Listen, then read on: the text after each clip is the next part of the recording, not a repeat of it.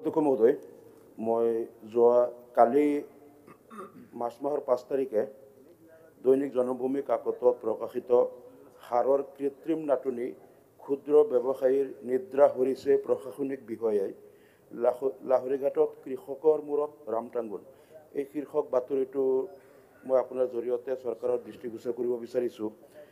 আৰু আমাৰ যেহেতু লাহৰীঘাট, মৈৰাবাৰী, টেঙাকুৰি, বুঢ়াগাঁও এই অঞ্চলটো কৃষি ভিত্তিক এলেকা আৰু ইয়াত প্ৰায় 90% লোকে কৃষি কৰ্মৰ ওপৰত নিৰ্ভৰ কৰে।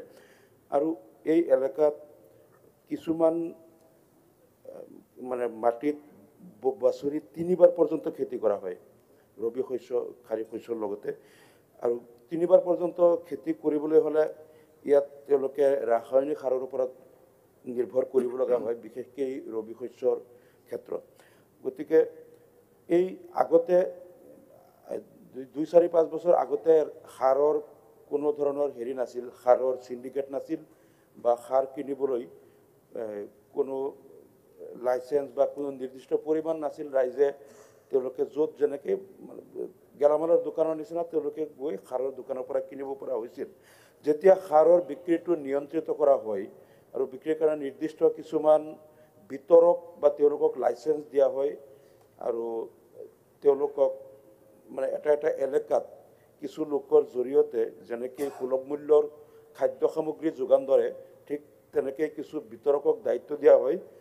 তেতিয়া তেওঁলোকেও আকৌ কৃষকসকলক এটা নিৰ্দিষ্ট পৰিমাণৰহে ৰাসায়নিক সাৰ যিবিলাক ইউৰিয়া বা ছুপাৰ ফছফেট এটা নিৰ্দিষ্ট পৰিমাণৰহে তেওঁলোকে দিবলৈ অনুমতি পালে। তাতকৈ অধিক বা হয়তো যি কৃষকৰ যিমান প্ৰয়োজন সিমানখিনি সাৰ তেওঁলোকে নাপায়। অলপ ব্লেক মাৰ্কেটৰ নিচিনা হৈ গ'ল। এই সমস্যাটো কিবা 2-3 বছৰ ধৰি হৈ আছে। তাৰ পিছতো এই বাতৰিত প্ৰকাশ পোৱা মতে লাহৰীঘাট যেতিয়া সমজিলা হ'ল, এইটো আগৰ পৰাই লাহৰীঘাট মহকুমা হোৱাৰ এটা দাবী আগৰ পৰা আছিল। এতিয়া লাহৰীঘাট সমজিলা হোৱাৰ পিছৰ পৰা এই সমজিলাৰ কোনোবা এজন বিষয়াই এতিয়া এই সাৰৰ যি বিতৰক আছে, ফাৰ্টিলাইজাৰ ডিষ্ট্ৰিবিউটৰ, এই ডিষ্ট্ৰিবিউটৰসকলৰ ঘৰে ঘৰে গৈ তেওঁ এটা ত্ৰাসৰ সৃষ্টি কৰা বুলি বাতৰিটোত প্ৰকাশ হৈছে। তেওঁ তলা কিছুমান তেওঁৰ বেগত লৈ যায় বুলি লিখিছে। গতিকে কিবা এটা অজুহাত পালেই এই সাৰৰ ফাৰ্টিলাইজাৰ ডিষ্ট্ৰিবিউটৰৰ দোকানত তলা লগাই থৈ আহে। তাৰপিছত কিবা এটা বুজাবুজি হয়, ৰাতি পিছদিনা আকৌ খুলি দিয়ে। এই কথাটোৰ ইয়াৰ বাবে বহুত সাৰৰ দোকানী ইয়াত লিখা মতে তেওঁলোকে 2-3 ঘণ্টা খোলা ৰাখি তাৰপিছত বন্ধ কৰি থৈ দিয়ে।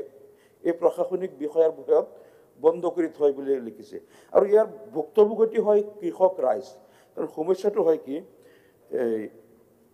তেওঁলোকে যদি সময়মতে সাৰ যদি কিনিব নোৱাৰে, কৃষকে হয় কেতিয়াবা আজি খেতিত সাৰ দিয়াৰ প্ৰয়োজন, তেওঁলোকে 2-3 দিন বা 5 দিন পিছত পায়।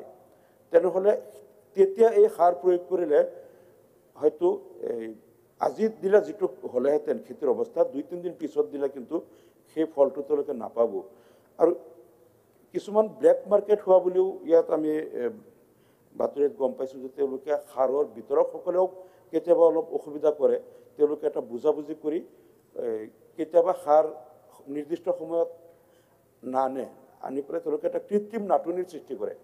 তেতিয়া এই কৃষকসকলৰ পৰা এডভান্স পইচা লৈ যায়। আমাৰতো সাৰ অহা নাই, যিসকলে আমাক টকা এডভান্স দিব তেওঁলোকক আগত দিম। আৰু এডভান্স পইচা দিওঁতে 300-350 টকাৰ বস্তা 500 টকাকৈ তেওঁলোকে ইয়াত বাতৰিটোত কোৱা মতে 500-550লৈকে দিব লাগে। আৰু এই কৃষকসকলে এডভান্স পইচা দিয়ে আৰু তাকো ব্লেক মাৰ্কেটত অলপ বেছি সাৰত, উচ্চ সাৰত পইচাটো দিয়াৰ পিছত যেতিয়া সাৰ আহিব তেতিয়া তেওঁলোকে দিব। এই যে প্ৰত্যেক বেগত 150-200 টকা বেছিকৈ তেওঁলোকে ভৰিব লগা হৈছে, এই কথাটো কিন্তু এই অঞ্চলৰ দৰিদ্ৰ কৃষকসকলৰ কাৰণে এটা সমস্যা হৈছে।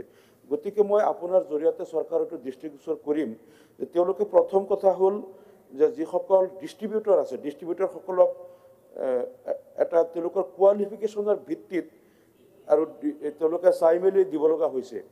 গতিকে সেই ডিষ্ট্ৰিবিউটৰসকলক লেকাম লগাও যাতে তেওঁলোকে ফাৰ্টিলাইজাৰ ডিষ্ট্ৰিবিউটৰসকলে যাতে উচিত মূল্যত কৃষকক যথা সময়ত যাতে তেওঁলোকে সাৰ যোগান ধৰে আৰু যাতে ইয়াত বিষয়াসকলেও তেওঁলোকক কোনো ধৰণৰ কিছুমান ফাৰ্টিলাইজাৰ কোম্পানীৰ এই ডিষ্ট্ৰিবিউটৰৰ পৰা তেওঁলোকে 50-70 হাজাৰ পৰ্যন্ত উৎকোচ লৈছে বুলি কৈছে, যাৰ এইটোৰ কাৰণে উচ্চ হাৰত এই সাৰৰ ডিষ্ট্ৰিবিউটৰসকলে কৃষকৰ পৰা এইটো ল'ব লগা হয়। গতিকে আপোনাৰ জৰিয়তে মই চৰকাৰৰ দৃষ্টিগোচৰ কৰিছোঁ যাতে এই ক্ষেত্ৰত পদক্ষেপ লয়, যাতে কৃষকসকলে সকাহ পায়। মৈৰাবাৰী, লাহৰীগাঁও, বুঢ়াগাঁও, টেঙাকুৰি আৰু নাগাবান্ধা, গৰিয়াবাৰী এই অঞ্চলৰ যাতে কৃষকৰ উপকাৰ হয়, মই আপোনাৰ জৰিয়তে এইটো চৰকাৰৰ দৃষ্টিগোচৰ কৰিছোঁ। ধন্যবাদ। প্ৰশাসনিক